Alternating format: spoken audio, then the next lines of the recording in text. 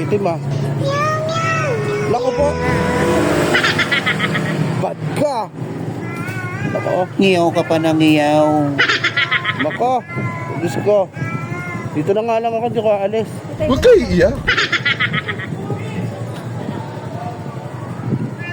Nako. Ayaw mo magtigil. Pag ako hindi ako na-chat na uwi sa'yo, i-chat ako pag daw uwi. Hanapin mo agad ako ha. Bye. Ito pala. Hanapin mo agad ako. Pusa eh oh. Diyos ko naman oh.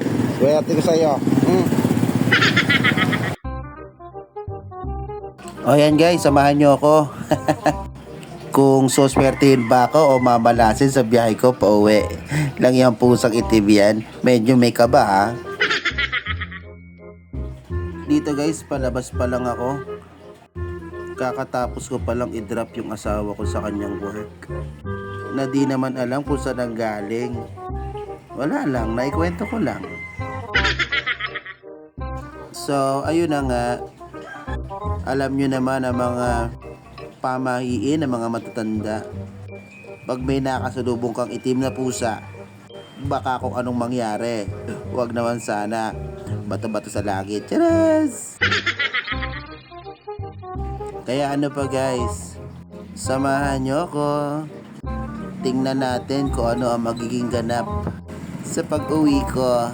Tsak na pusa, ayan. Sana maging ayos naman ang pag-uwi ko, ha? Dito medyo parang nagkakabuhol-buhol ang mga tricycle. Hindi ko alam kung bakit.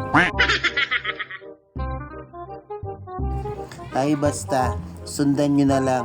Iingay naman yan pag may nangyari na eh.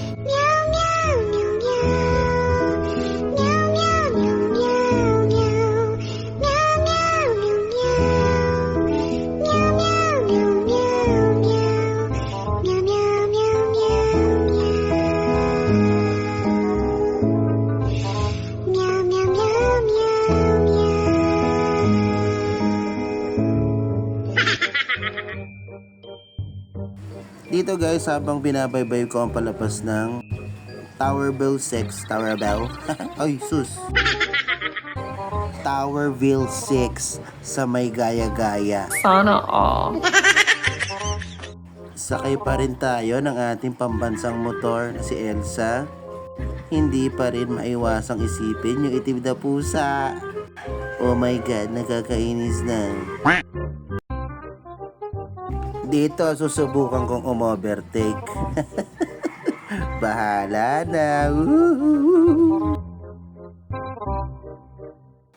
Ayos naman. Nakalusot naman tayo doon. Dito medyo may kaba kung o-overtake pa ako o hindi na. Kasi syempre nakachamba na tayo ng isa eh.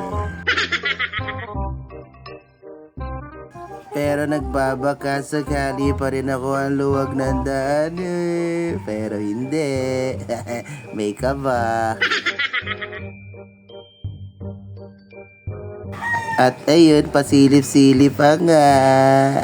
Ano, aabante o abante ha? Hindi po. Dito guys, palabas na tayo. Dito sa malaki-laking kalsada, patungko, yan. Pero syempre, pamusun tayo. Doon tayo uwi. Dito, fast forward ko na ng konti guys para medyo mabilis ang haba na ng video ko eh.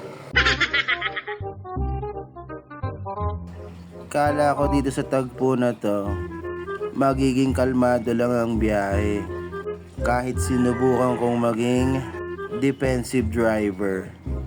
Lahat ng pag-iingat ay aking ginawa upang makauwi lang ng ligtas sa aking pamilya. Pinilit ko talaga dito maging maayos ang pagmamaneho. Pero wala pala akong kamalay-malay na may mangyayaring ganito.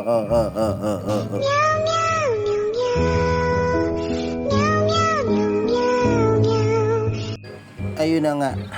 At dito na magsisimula. Biruin mo, wala akong kaalam-alam. Malapit na ako eh. Saka pa biglang merong hindi inaasahan. Kala ko okay na eh. Dito, bigla na lang nagkasalubong yung ambulansya at yung sasakyan ng pulis. What a coincidence. Wow. Wow. Oh, ayun. Ayos na. Talagang sumunod na lang ako sa ambulansya. Naisip ko, safe ako. Kahit anong mangyari man sa akin. Pero wag naman sana. Iba pa rin ang may ambulansya sa harapan. Yo! Bala kayo dyan. Boss! Boss! Boss ka! Bossing! Tang ina sa amin Kamusta ka na ang buhay-buhay?